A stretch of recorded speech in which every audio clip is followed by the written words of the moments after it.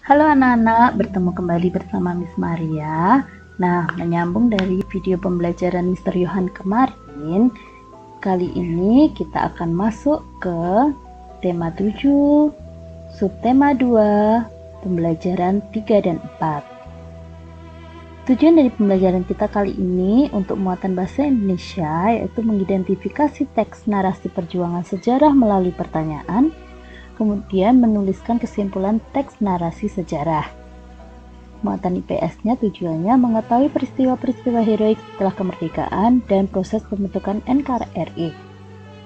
Muatan PPKN tujuannya yaitu mengetahui Bhinneka Tunggal Ika dalam kehidupan bermasyarakat, menjelaskan unsur-unsur kebudayaan suku bangsa di Indonesia. Dan yang terakhir, muatan SPDP, yaitu supaya siswa dapat mengetahui gerak pola lantai dalam tari tradisional. Baiklah, kita masuk ke pembelajaran yang pertama. Teks narasi sejarah. Dalam teks narasi sejarah, yang perlu kita lakukan adalah mengidentifikasi melalui pertanyaan 5W1H. Kemudian, yang kita pelajari yaitu menuliskan kesimpulan berdasarkan ide pokok dari setiap paragraf. Untuk pertanyaan 5W1H meliputi apa, siapa, kapan, mengapa, dan bagaimana. Tentunya anak-anak masih ingat ya, karena di pembelajaran subtema 1 kita sudah membahas tentang 5W1H. Perhatikan teks narasi sejarah berikut ini. Berjudul I.R. Soekarno. Proklamasi Kemerdekaan Republik Indonesia pada 17 Agustus 1945 dibacakan oleh I.R. Soekarno dengan didampingi oleh Drs. Muhammad Hatta bertempat di Jalan Pegangsaan Timur 56, Jakarta Pusat. I.R. Soekarno adalah sosok pahlawan yang sejati. Dia tidak hanya diakui berjasa bagi bangsanya sendiri, tapi juga memberikan pengabdiannya untuk kedamaian di dunia. Semua sepakat bahwa I.R. Soekarno adalah seorang manusia yang tidak biasa yang belum tentu dilahirkan kembali dalam waktu 1 abad. I.R. Soekarno adalah bapak bangsa yang tidak akan tergantikan. I.R. Soekarno lahir di Surabaya 6 Juli 1901. Ayah Soekarno adalah seorang guru. Raden Sukemi bertemu dengan Ide Ayu ketika dia mengajar di Sekolah Dasar Pribumi Singaraja, Bali. Soekarno hanya menghabiskan sedikit masa kecilnya dengan orang tuanya hingga akhirnya dia tinggal bersama kakeknya Raden Harjokromo di Tulungagung, Jawa Timur. Sekolah dasar diselesaikannya di Mojokerto dan sekolah menengah pertama di Surabaya. Setelah tamat sekolah menengah, ia melanjutkan pendidikannya di ITB Bandung. Soekarno mendirikan Partai Nasionalis Indonesia atau PNI. PNI berjuang untuk kemerdekaan Indonesia. Ia ditangkap oleh Belanda karena kritikannya yang tajam. Setelah bebas dari penjara, Soekarno mendirikan Partai Indonesia atau Partindo. Ia kembali ditangkap pada tahun 1933, dibuang ke ND Flores, kemudian dipindahkan ke Bengkulu. Setelah Jepang menjajah Indonesia pada tahun 1942, ia dibebaskan. Pada tanggal 9 Agustus 1945, ia ditunjuk sebagai Ketua Panitia Persiapan Kemerdekaan Indonesia. Ia dan anggota PPKI menyusun naskah Proklamasi Kemerdekaan Indonesia. Pada tanggal 17 Agustus 1945, ia didampingi Muhammad Hatta membacakan Proklamasi Kemerdekaan Indonesia.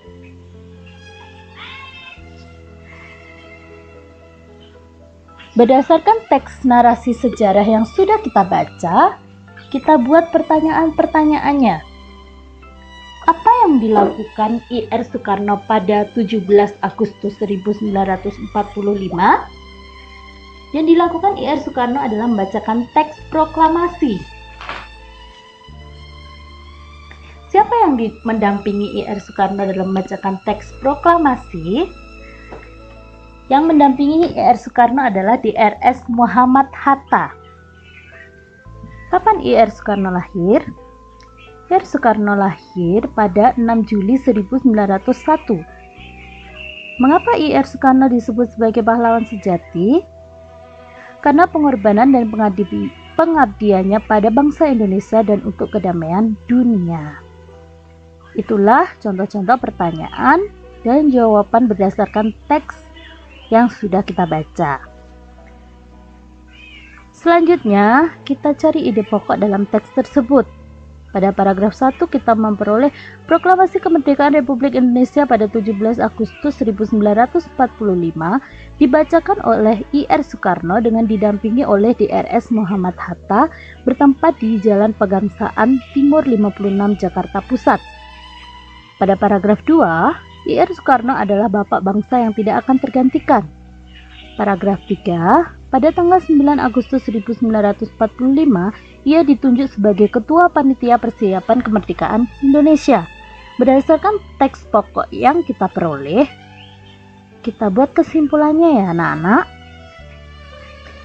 Kesimpulannya adalah I.R. Soekarno adalah bapak bangsa yang tidak akan tergantikan, yang pada tanggal 9 Agustus 1945 ia ditunjuk sebagai Ketua Panitia Persiapan Kemerdekaan Indonesia. Kemudian beliau membacakan teks Proklamasi Kemerdekaan Republik Indonesia pada 17 Agustus 1945 dengan didampingi oleh Drs. Muhammad Hatta yang bertempat di Jalan Pegangsaan Timur 56 Jakarta Pusat. Nah, perlu anak-anak ketahui, untuk mengetahui informasi penting dalam sebuah teks, anak-anak bisa membuat pertanyaan-pertanyaan berdasarkan kata tanya 5W1H. Sedangkan untuk memperoleh suatu kesimpulan dari teks narasi sejarah, anak-anak bisa mencari ide pokok dalam setiap paragrafnya, kemudian kalian bisa gabungkan membentuk suatu kesimpulan. Kita lanjutkan ke materi persiapan heroik setelah kemerdekaan.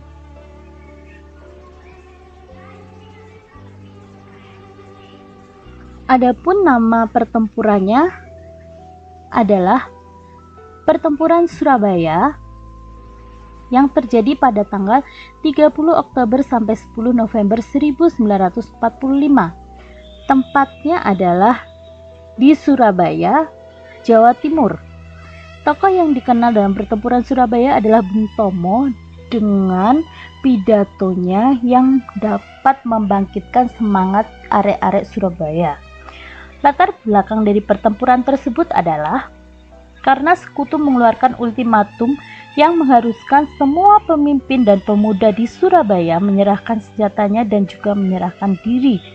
Karena latar belakang tersebut, maka arek-arek Surabaya itu tidak terima, makanya terjadilah pertempuran. Kemudian pertempuran Ambarawa terjadi pada tanggal 20 November sampai 15 Desember 1945. Pertempuran Ambarawa ini terjadi di Semarang, Jawa Tengah. Tokoh yang terkenal dalam pertempuran Ambarawa ini adalah Jenderal Sudirman. Yang melatar belakangi pertempuran tersebut adalah karena tentara sekutu yang melanggar perjanjian keamanan untuk melucuti senjata tentara Jepang yang sudah kalah di wilayah Jawa Tengah. Karena sekutu sudah melanggar perjanjian tersebut, maka terjadilah perlawanan. Kemudian yang terakhir adalah pertempuran Bandung Lautan Api. Terjadi pada 21 November 1945 sampai 23 Maret 1946. Pertempuran ini cukup lama ya. Bertempat di Bandung, Jawa Barat. Nah, tokoh di pertempuran Bandung Lautan Api ini adalah Muhammad Toha, salah satunya ya anak-anak. Nah, latar belakang dari pertempuran ini karena tentara sekutu mengeluarkan ultimatum yang pertama, yaitu mengosongkan Bandung bagian utara. Kemudian ultimatum kedua untuk mengosongkan Bandung selatan. Ultimatum itu maksudnya perintah ya anak-anak. Jadi sekutu itu memerintahkan kepada warga di Bandung untuk mengosongkan tempat tersebut karena sekutu ini mau menguasai wilayah tersebut karena penghasil rempah-rempah. Nah, karena seperti itu, warga atau rakyat di Bandung, Jawa Barat melakukan perlawanan, dan perlawanan tersebut dikenal dengan pertempuran Bandung Lautan Api. Kenapa disebut Bandung Lautan Api? Karena perlawanannya adalah membakar gudang-gudang penjajah di sana. Oke, kita lanjutkan. Pembentukan NKRI. Pada awalnya, seperti yang sudah kita ketahui informasi di depan tadi, pada 7 Agustus 1945 dibentuk sebuah organisasi yaitu PPKI, singkatan dari Panitia Persiapan Kemerdekaan Indonesia, di mana ketuanya adalah IR Soekarno. Adapun tugas utama dari PPKI yaitu yang pertama meresmikan pembukaan dan batang tubuh Undang-Undang Dasar 1945, melanjutkan hasil kerja BPUPKI, serta mempersiapkan segala sesuatu yang berhubungan dengan masalah ketatanegaraan bagi negara baru yaitu Indonesia. Itu tugas-tugas dari PPKI. Sidang yang dilakukan oleh PPKI diantaranya ada 3 kali. Yang pertama pada tanggal 18 Agustus 1945,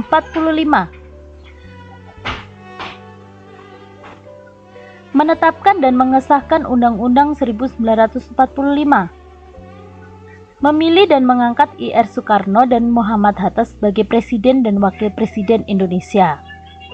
Kemudian dilaksanakan sidang yang kedua pada tanggal 19 Agustus 1945 dengan agendanya membentuk 12 kementerian dan 4 menteri negara, membagi wilayah Indonesia menjadi 8 provinsi: Sumatera, Jawa Barat, Jawa Tengah, Jawa Timur, Sunda Kecil, Maluku, Sulawesi, dan Borneo, yang dipimpin oleh seorang gubernur. Kemudian sidang yang ketiga yaitu pada tanggal 22 Agustus 1945 membentuk Komite Nasional Indonesia Pusat atau KNIP sebagai pembantu presiden sebelum lembaga-lembaga negara sesuai UUD 45 terbentuk secara resmi. Membentuk 3 badan sebagai wadah perjuangan yaitu Komite Nasional Indonesia atau KNI, Partai Nasional Indonesia atau PNI, dan BKR atau Badan Keamanan Rakyat yang memiliki tugas menjaga keamanan dan ketertiban umum di bawah koordinasi KNI. Itulah sidang-sidang yang dilakukan oleh PPKI setelah proklamasi kemerdekaan Indonesia. Nah, kita lanjut ke muatan IPS, di mana makna Bhinneka Tunggal Ika itu dilaksanakan dalam kehidupan bermasyarakat. Ya, anak-anak tahu Bhinneka Tunggal Ika kan? Bhinneka Tunggal Ika itu adalah semboyan bangsa Indonesia. Artinya meskipun berbeda-beda tapi tetap satu jua. Karena di Indonesia itu terdiri dari beraneka ragam budaya, suku, dan agama, itu tidak membuat Indonesia itu terpecah-pecah, tetapi tetap bersatu karena satu tujuan yaitu Indonesia. Kemudian makna dari Bhinneka Tunggal Ika tersebut yaitu sikap yang bisa dikembangkan, menghormati setiap perbedaan, melakukan toleransi, menghargai kepercayaan atau agama orang lain, dan mewujudkan hidup rukun dalam bermasyarakat. Itulah makna Bhinneka Tunggal Ika dalam kehidupan masyarakat di Indonesia. Nah, berdasarkan keanekaragamannya, di Indonesia itu memiliki unsur-unsur kebudayaan suku bangsa. Yang pertama, kepercayaan. Indonesia mengakui 6 agama dan juga menjamin kebebasan untuk memeluk dan beribadah sesuai keyakinan masing-masing. Kemudian untuk mata pencarian, kenampakan alam yang beragam mempengaruhi keragaman mata pencarian masyarakat di Indonesia. Teknologi dan peralatan. Perkembangan teknologi dan peralatan di Indonesia merupakan hasil kreativitas masyarakat yang disesuaikan dengan budaya setempat. Kemudian untuk keseniannya adalah hasil ciptaan manusia yang berkembang dan disesuaikan dengan budaya masing-masing, yang dikenal dengan kesenian daerah. Kemudian berdasarkan pengetahuan, masyarakat menggunakan ilmu pengetahuan sebagai suatu cara untuk mengatasi berbagai kesulitan dalam hidupnya. Dan bahasa daerah adalah sarana komunikasi yang digunakan oleh masyarakat di suatu daerah. Nah, itulah anak-anak unsur-unsur kebudayaan suku bangsa di Indonesia. Ada 6: kepercayaan, mata pencaharian, teknologi dan peralatan, kesenian, pengetahuan, dan bahasa daerah. Selanjutnya, mengenai gerak pola lantai dalam tari tradisional. Nah, tadi kita sudah membahas unsur-unsurnya, yaitu salah satunya adalah kesenian. Kesenian adalah salah satu unsur kebudayaan dimiliki oleh bangsa Indonesia. Berikut Miss berikan contoh tariannya ya anak-anak. Tari Andun dari Bengkulu dan tari Saman dari Aceh. Berdasarkan pola lantainya, tari Andun itu pola lantainya melingkar. Tari Saman menggunakan pola lantai horizontal. Nah, berikut Miss punya video contoh gerak pola lantai dalam tari tradisional. Nah, ini ditarikan oleh kakak-kakak kalian waktu kelas 5 dulu pada tahun ajaran 2019-2020.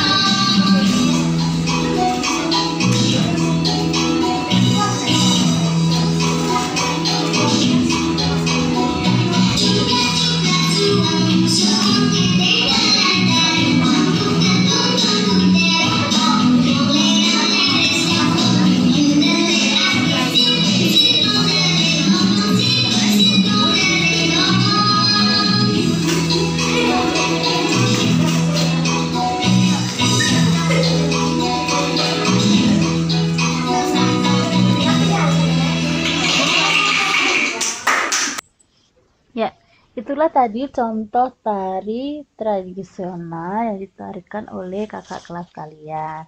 Nah, itulah materi yang bisa Miss sampaikan pada video pembelajaran kali ini ya anak-anak. Semoga apa yang Miss berikan dapat membantu kalian untuk memahami materi yang ada di buku kalian. Tetap semangat belajar, jaga kesehatan, dan sampai jumpa anak-anak.